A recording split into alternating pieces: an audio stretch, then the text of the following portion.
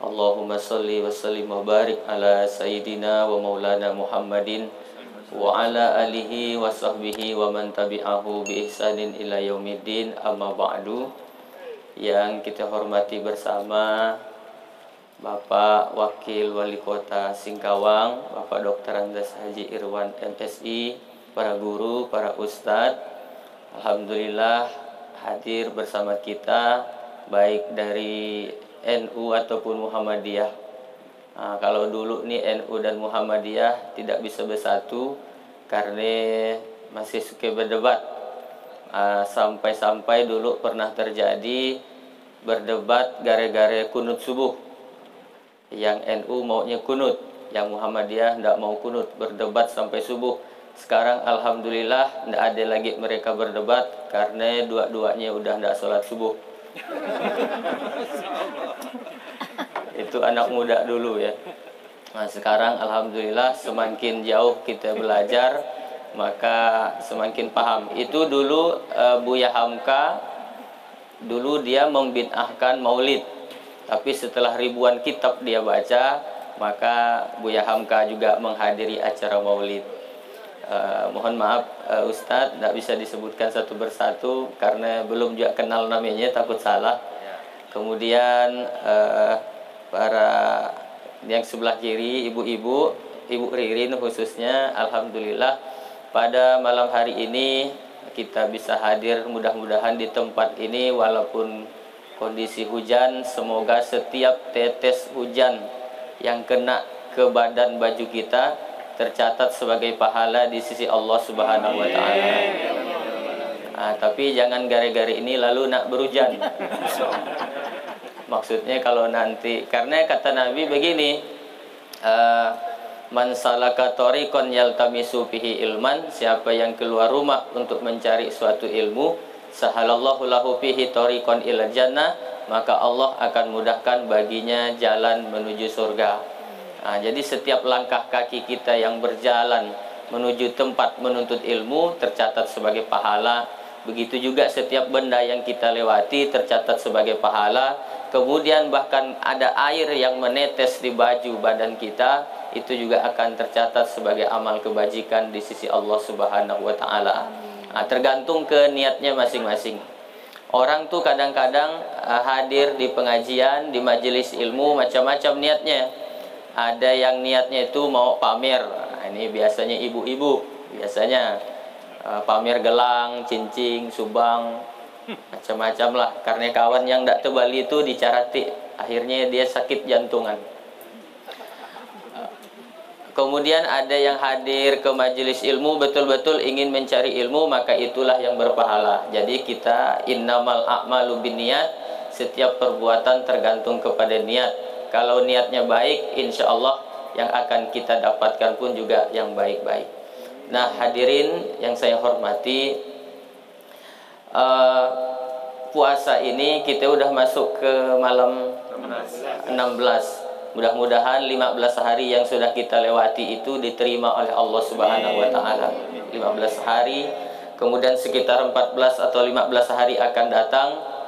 Mudah-mudahan kita Allah berikan kekuatan sehingga bisa melaksanakannya dengan sebaik-baiknya. Bulan Ramadan disebut juga sebagai Syahrul Imtihan, yaitu bulan latihan, di mana kita dilatih. Dan biasanya orang habis latihan tuh makin bagus. Penyanyi masuk latihan, keluar latihan nyanyinya makin bagus. Petinju masuk latihan, keluar latihan tinjunya makin hebat. Pemain bola masuk latihan, keluar latihan, main bolanya makin mantap. Nah, 1 bulan kita ini dilatih, keluar Ramadan nanti kita supaya bisa menang di 11 bulan yang akan datang. Mari kita lihat beberapa saja pelajaran latihan yang diberikan oleh bulan Ramadan kepada kita semua. Yang pertama, Ramadan itu, puasa itu mengajarkan kepada kita tentang kepedulian. Kalau kita hanya sekedar berteori, kita mengajarkan teori berenang misalnya, gaya kupu-kupu begini, gaya kodok begini, tapi anaknya tidak pernah dibawa ke kolam. Sekali dibawa ke kolam malah gaya batu, tenggelam, nggak timbul-timbul. Nah, puasa ini bukan sekedar teori. Kalau kita mengatakan marilah menyantuni anak yatim, marilah peduli kepada fakir miskin, nah dengan puasa ini kita semuanya kaya, miskin, semuanya merasakan lapar. Dari situ timbul kepekaan, kepedulian sosial. Kalau kita nih Pak, orang yang punya harta misalkan, lapar haus kita cuma sebentar, dari mulai imsak sampai datang waktu berbuka. Kalau maghrib datang haus hilang, lapar lenyap. Bagaimana dengan saudara-saudara kita yang miskin? Bagaimana dengan anak yatim piatu? Bagaimana dengan janda-janda tua? Bukan janda muda. Kalau janda muda banyak penyantunnya. Janda tua yang udah tidak bisa kerja lagi gitu kan. Nah, mereka tuh malah tiap hari merasakan lapar. Maka dengan puasa secara direct, rasakan saja lapar dan haus, kata Allah. Enak apa tidak? Kalau kau tahu lapar tidak enak, laparmu cuma sekejap. Kalau kau tahu haus itu tidak enak, hausmu cuma sekejap. Maghrib datang, selesai. Maka dengan puasa ini kita disuruh oleh Allah untuk peduli, merasakan apa yang orang rasakan. Sekarang ini kan banyak orang merasa pintar, tapi tidak pintar merasa. Banyak sekarang orang merasa pintar, tapi tidak pintar merasa. Banyak orang sekarang ini sekedar berteori. Maka dengan berpuasa ini ditumbuhkan kepekaan sosial kepada saudara-saudara kita. Makanya peduli kita. Wallahu fi aunil abdi makanal abdu fi auni akhi. Allah akan selalu menolong seorang hamba selama hamba itu masih mau menolong saudaranya. Kalau kita sudah tidak peduli kepada saudara kita, maka jangan heran satu saat Allah pun juga tidak akan peduli kepada kita. Tadi habis maghrib, habis kita berbuka, kita udah buka bersama anak yatim.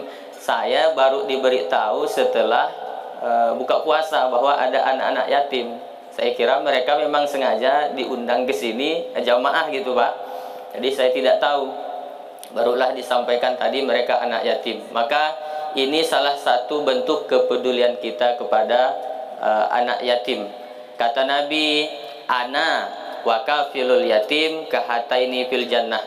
Aku bersama orang yang menyantuni anak yatim kahataini fil jannah, seperti dua jari ini nanti di surga. Ada tidak nyampai 1 meter?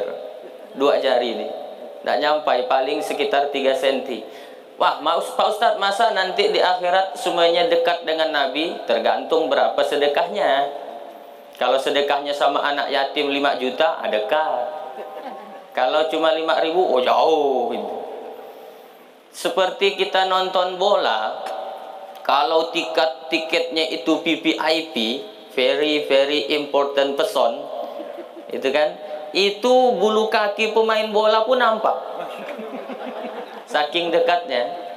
Nah, tapi kalau yang tiket jauh belakang itu kayak nonton layar lebar.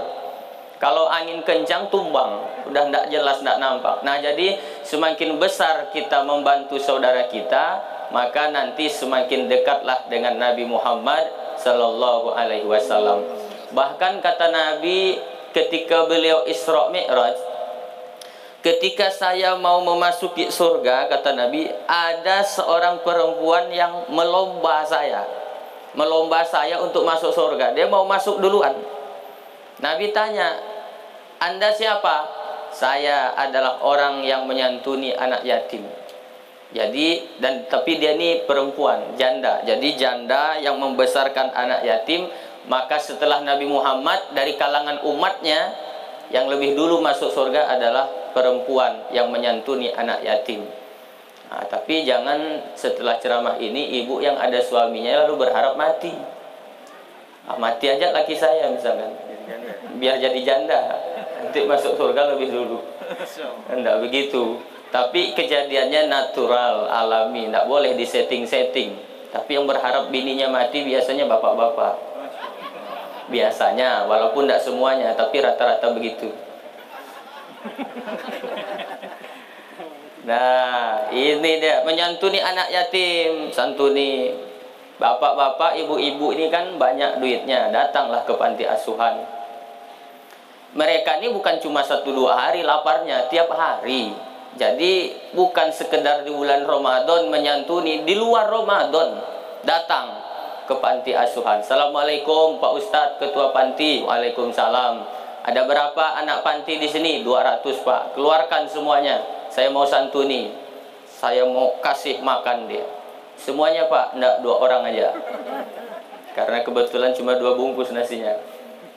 Bawa makanan, makan sama-sama dengan anak yatim, rasakan kebahagiaannya di situ Pak. Nanti kalau anak ulang tahun, sekali-kali bawa ke panti asuhan. Lihat anak-anak yatim. Kami kalau anak ulang tahun kami bawa ke pantai, tidak salah. Kami bawa ke Grand Mall Singkawang, tidak salah. Tapi sekali-kali bawa ke panti asuhan, ajak dia lihat.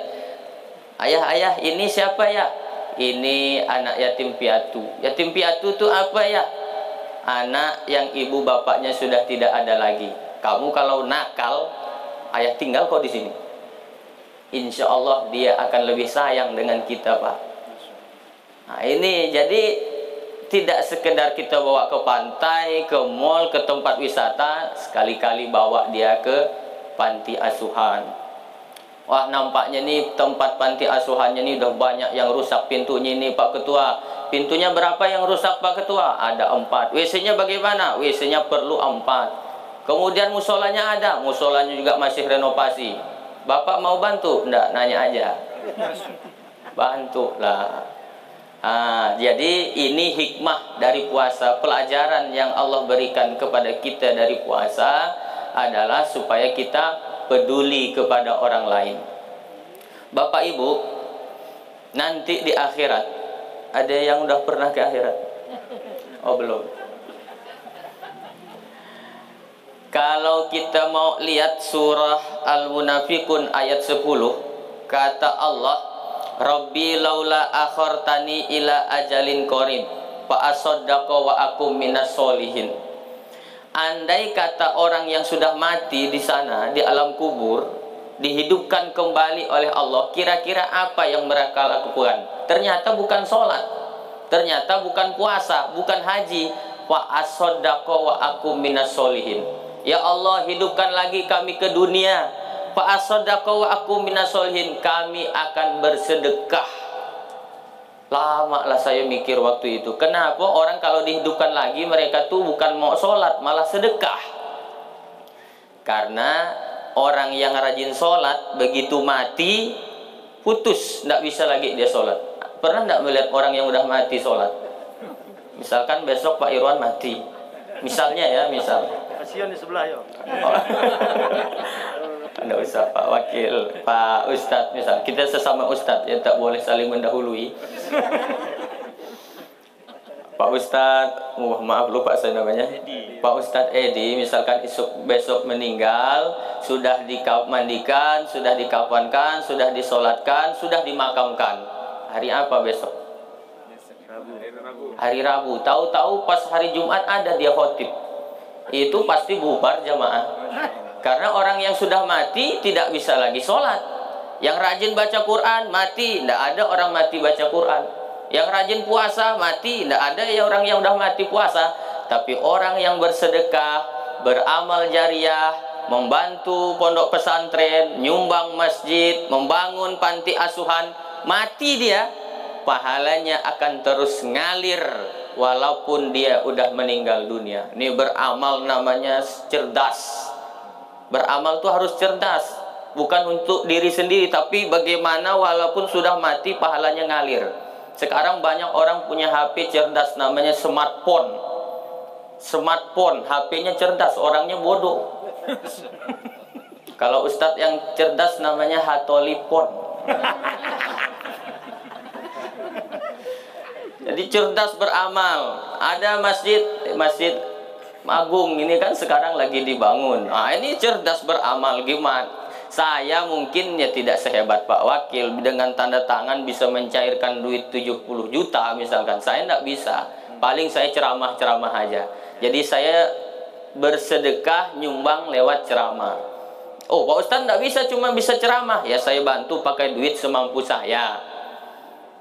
Sama seperti kisah Nabi Sulaiman ketika melakukan mobilisasi dana mau jihad, itu dikumpulkan semua binatang untuk nyumbang. Karena Nabi Sulaiman itu kan nabi yang bisa ngomong dengan seluruh binatang. Nah, para binatang sekalian, kita akan melakukan mobilisasi dana untuk jihad. Silakan kalian nyumbang. Datanglah gajah, gajah nyumbang sapi. Datang sapi, sapi nyumbang kambing.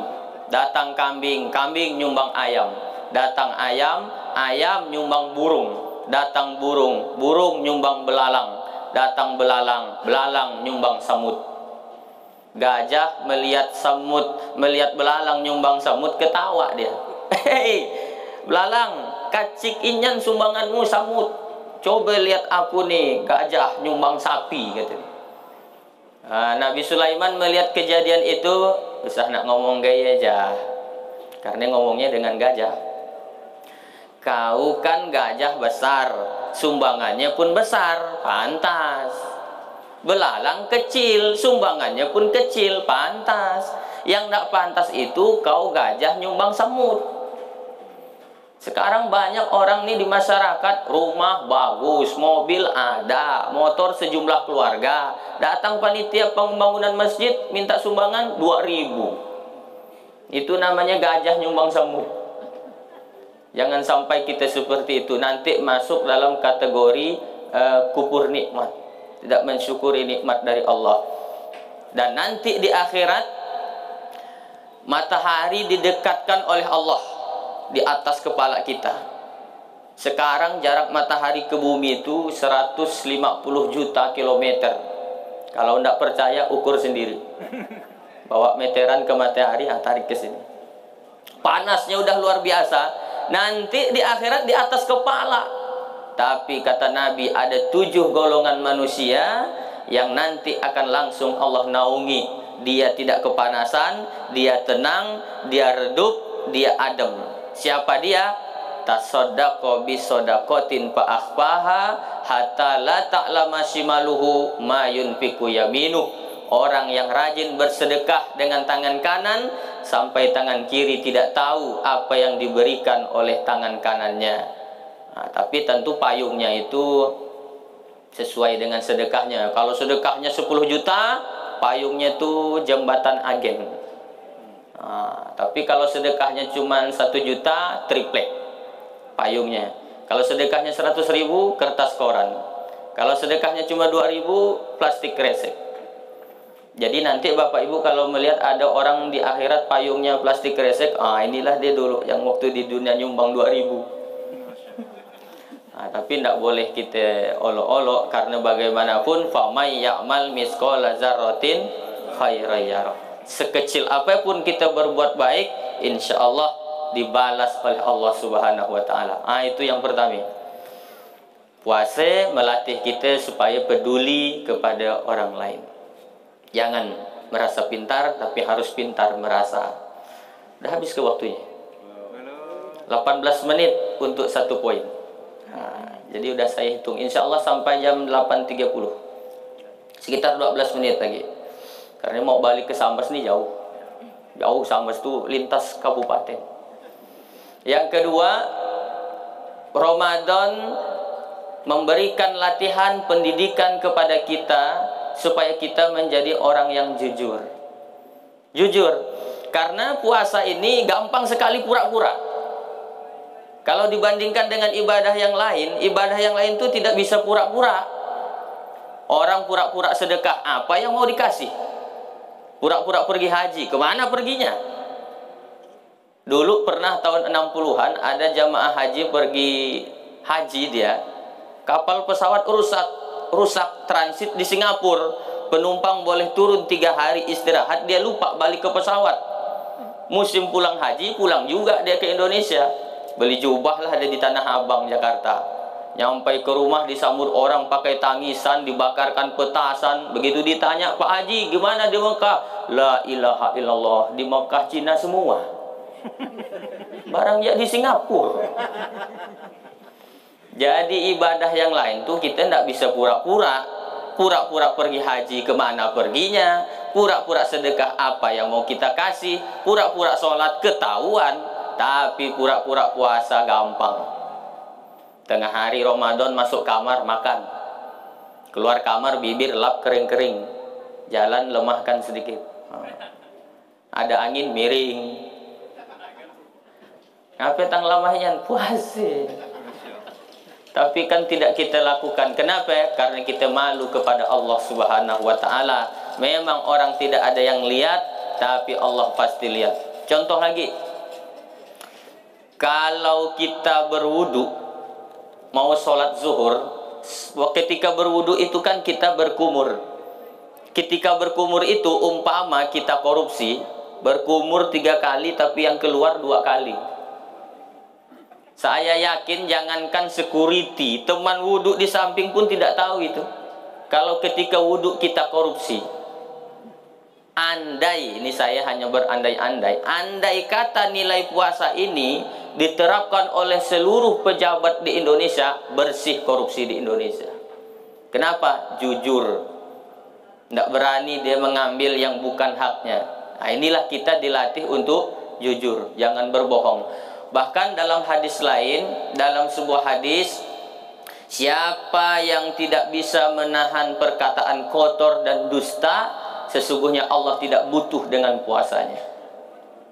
Makanya inilah yang dikhawatirkan oleh Nabi, kam min shaimin laisa lahu min siyamihi illal ju' wal atas. Berapa banyak orang yang berpuasa tidak dapat apa-apa dari puasanya kecuali hanya dapat lapar dan haus saja, karena dia suka berdusta. Ini mudah-mudahan di Singkawang insya Allah tidak ada pejabat yang korupsi. Amin Pak ya. Jauh di luar negeri yang banyak, di luar Nyagi biasanya. Nah, itu yang melakukan korupsi. Maka dengan menerapkan nilai puasa kejujuran ini, insya Allah bersih kita dari korupsi itu. Nah, yang menyebabkan Indonesia ini sulit makmur itu kan karena sebagian orang masih bermental monyet. Monyet itu kan mentalnya tamak, rakus, serakah. Yang udah kaya mau kaya lagi. Tidak pintar merasa, tapi merasa pintar itu tadi. Karena mentalnya mental monyet. Coba kalau kita lihat monyet, kita lempar pisang, kita kasih, dia ambil, dia makan. Penuh mulutnya, kita lempar lagi pisang, tangannya megang. Kita kasih lagi, tangannya megang, kakinya nyakal.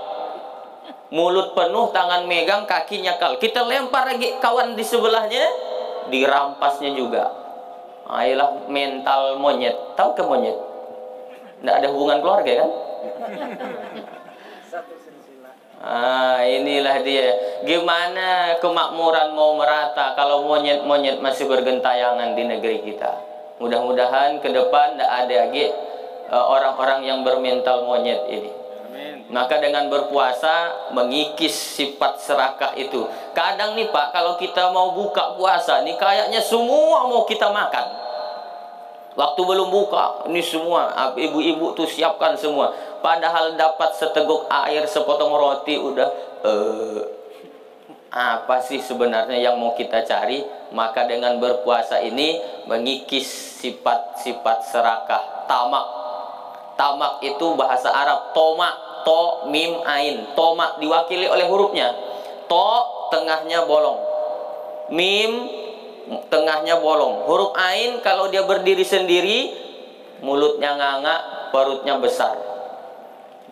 Orang tamak itu mulut besar, bolong. Diisi apapun tidak pernah ada cukup-cukupnya. Maka dengan berpuasa ini hendaknya kita menjadi orang yang jujur. Kemudian yang ketiga, poin yang terakhir aja, yang ketiga, cukup 3 poin saja. Puasa melatih kita untuk disiplin. Biar halal kalau belum waktunya, jangan orang puasa itu. Air kopi halal, tapi kalau siang Ramadan tidak berani kita minumnya. Halal, nantilah habis maghrib. Ada air kelapa halal, nantilah habis maghrib. Bahkan bini sendiri di rumah halal, itu jangan habis maghrib, habis tarawih. Biar agak legaan sedikit Pak, gitu habis tarawih. Nah, oh jadi boleh malam Ramadan berhubungan suami istri Pak Ustadz? Boleh. Ada teman saya nanya, dia penasaran Bu, Ustadz, betul bulan Ramadan itu boleh berhubungan suami istri pada malam hari? Boleh, kata saya. Itu ayatnya surah Al-Baqarah ayat 187. Uhilla lakum lailatas siyami arrafasu ila nisaikum. Dihalalkan bagi kamu berhubungan suami istri di malam hari. Oh, jadi boleh malam hari. Ya, saya udah 5 tahun nih Pak Ustadz. Saya kira siang malam tidak boleh. Nah, inilah dia tidak tahu ilmunya. Kalau malam nih Bapak Ibu terserah mau berapa kali ronde boleh. Habis tarawih ronde 1. Nanti jam 12 ronde 2. Jam 2 ronde 3. Mandinya tetap cuma sekali. Ya bukan mandinya sampai 3 kali. Jadi satu malam 3 kali mandi. Enggak. Mandinya 1 kali saja. Yang menyebabkan mandi wajib itu mau sholat, bukan mau sahur. Sahur walaupun sedang berhadas sah sahurnya. Yang menyebabkan mau mandi itu karena kita mau sholat subuh. Jadi walaupun 10 ronde malam itu mandinya tetap 1. Begitu dia. Ada teman tuh kejadian habis tarawih mandi lagi, nanti mandi lagi. Dalam satu malam 3 kali dia mandi. Nauzubillah, jangan enggak juga nauzubillah. Kalau dia mampu ya silakan. Yang penting sama bininya, bukan bini tetangga. Nah, inilah puasa melatih kita disiplin. Disiplin jam kantor, disiplin berlalu lintas. Kalau lampu merah berhenti. Jangan lampu merah masih jalan juga. Itu kan hak orang mau lewat. Banyak orang ngira yang dikira tuh nyuri sendal yang berdosa, dikira itu nyuri motor yang berdosa. Nyuri hak orang mau lewat juga berdosa. Ketika lampu merah itu kan hak orang mau lewat. Ada orang begitu lampu merah dia masih jalan juga. Oh, prit kata polisi, minggir. Siap Pak, SIM ada Pak, STNK punya Pak. Tahu kau lampu merah? Tahu Pak. Kenapa kau lewat juga? Belum merahin jangan kulihat Pak. Nah, itu orang sama Pak. Baru nak kuning-kuning sedikit katanya.